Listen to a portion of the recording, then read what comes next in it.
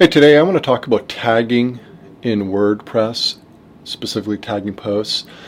I've been working with WordPress and publishing sites for a good number of years now, and it wasn't until last week I actually got serious about tagging and started doing it as a system on my sites. And as a result, I have discovered some really big benefits of doing that, and it hasn't really been that long. In fact, I'm not even done doing it. So before I jump into those benefits, I just want to, set out as an example, explain the difference between tags and categories, because it's not always so clear, especially if you're new to this line of work and blogging and all that. So let's take an example topic for a website would be cars or automobiles. All right, so a good set of categories in my way of thinking, the way I would tackle it would be to have a category of sports cars, sedans, SUVs, crossovers, electric vehicles, and so forth, pickup trucks, and so on. All right, so but tags you would apply would be different. You could do colors if that makes sense. If you somehow discuss cars by color, so you could have red, blue, green, different tags that would apply to certain posts. Yeah, even a better set of tags would be automobile brands, right? Toyota, Honda, Ford, and so forth. Those would definitely be good tags. And there would probably be a lot of other tags. Maybe by year, you might have tags for the year and so forth. Okay, so it's just another way to categorize your website. Usually you're going to end up with more tags than you would categories. In fact, quite a few more. If you end up with way more categories than tags, you're probably not understanding the category concept correctly. So I try to minimize the categories, but I wouldn't say I'm super liberal with tags. I do plan them out. I do want to at least have 3 or 4 posts at a minimum that would apply to a tag before I create a tag. But even then, I do end up with a good number of tags.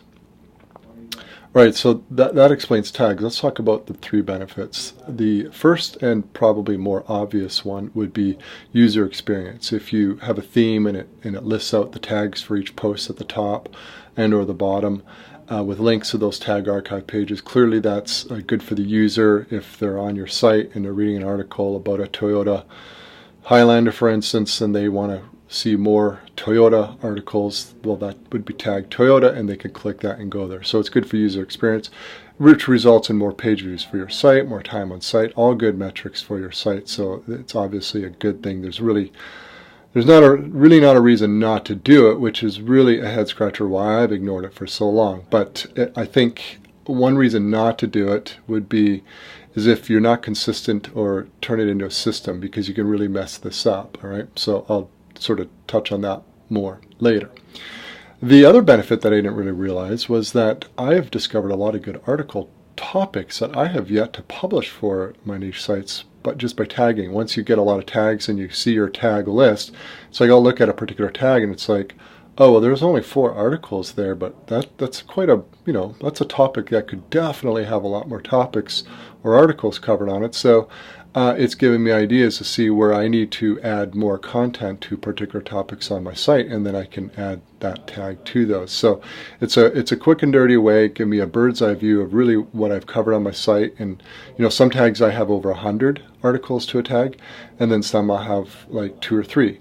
And if I only have 1 or 2, what I do is I actually keep a list of tags that I might want to apply later down the road on my site. What I do is I just have a list, and then that sort of tells me, it's like, oh, okay, well, if I do another 2 or 3 or 4 articles on those, then I should probably create a tag for those, because otherwise I'll forget. And the third collateral benefit that I didn't foresee at all when I started this whole tagging thing like a week or 2 ago is the ability to help me do really, really good interlinking within my site. Okay, so basically, let's say you have a tag and it has 10 articles within that all have that tag. Right there, when you're in the tag screen in WordPress, there's a number over to the right beside next each tag.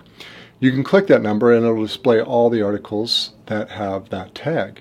So you can essentially very quickly go in and interlink all those articles because they are related. They're related by whatever the tag is that ties them all together. And so they are related, and they'd probably be very good to interlink. And I can't speak for yourself, but I know for a fact that I have not done interlinking to the degree where I have interlinked all of the articles that have the same tag. In fact, I have a lot of work to do there.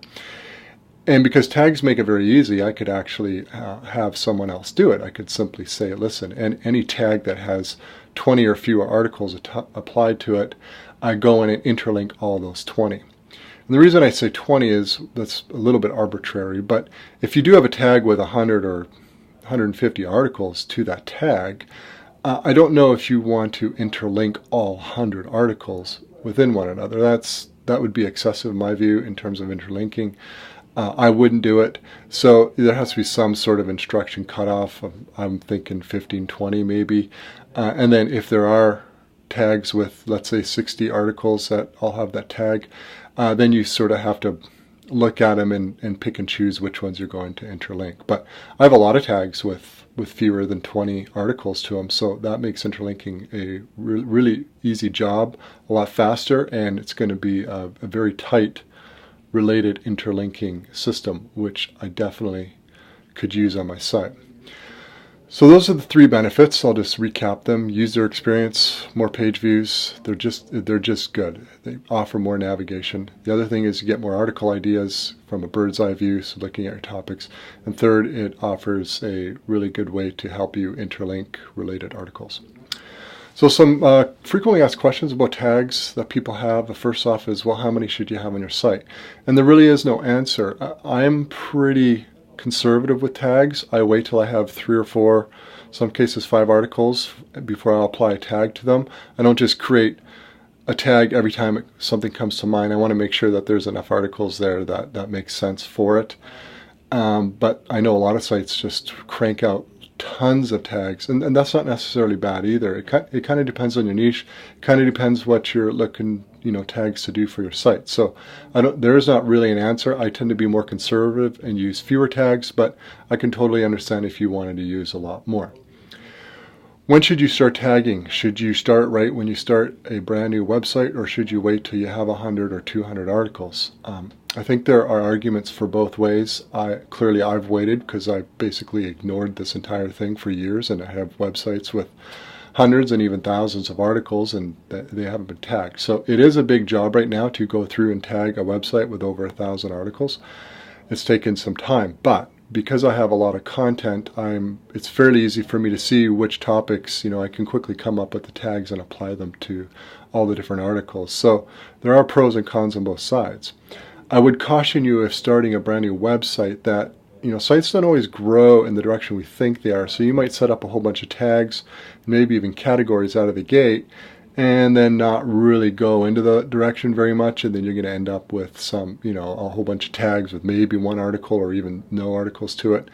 I would probably not make a tag unless I was going to apply it to an article immediately. I wouldn't just like, oh, here's my site, I'm going to set out all my 100 tags without actually having any content to apply to them. I don't think that's a great idea. I would wait till you actually have content to apply to them.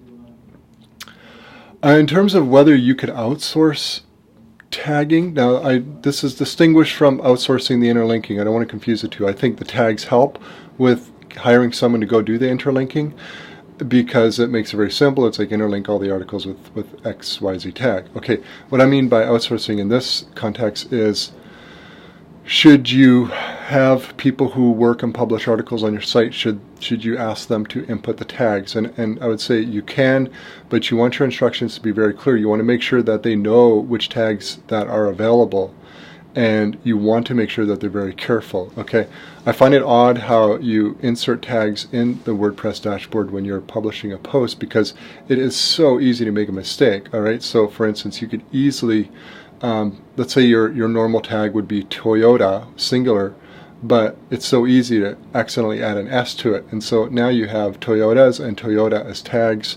And if these sort of mistakes keep happening, you end up with a big mess of inconsistent tags on your site. So if you're going to outsource, make sure the instructions are clear.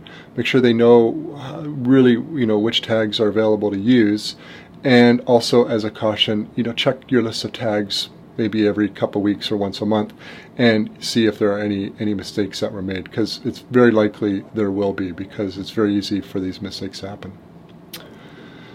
Another question would be, can you tag pages in WordPress? And by default, no, you can't. You can only tag posts. It's the same way you can only apply categories to posts, but there is a plugin called the Ninja Pages plugin, and I do use this on a couple of sites. And when you use that, you can set it up so that you can apply tags and categories, I should say, and or categories to pages. So that can be helpful if you use a lot of pages.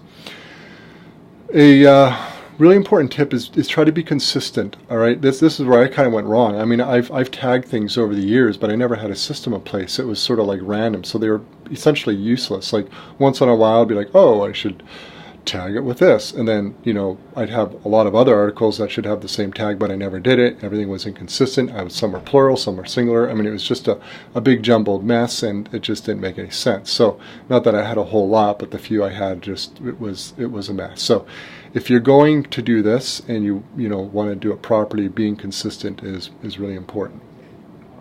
So wrap it up with just regardless of how you go about it, whether somebody does it or you do it, review your tag lists regularly. It'll also help you come up with article ideas. It'll help you with planning interlinking campaigns within your site and so on. So I have found tagging to be a really good exercise. It's kind of a lot of work when you have a few thousand articles, but I think it's going to be a huge benefit to the site, better user experience, and I'm really going to try to leverage it for the interlinking and article ideas. Thanks for watching.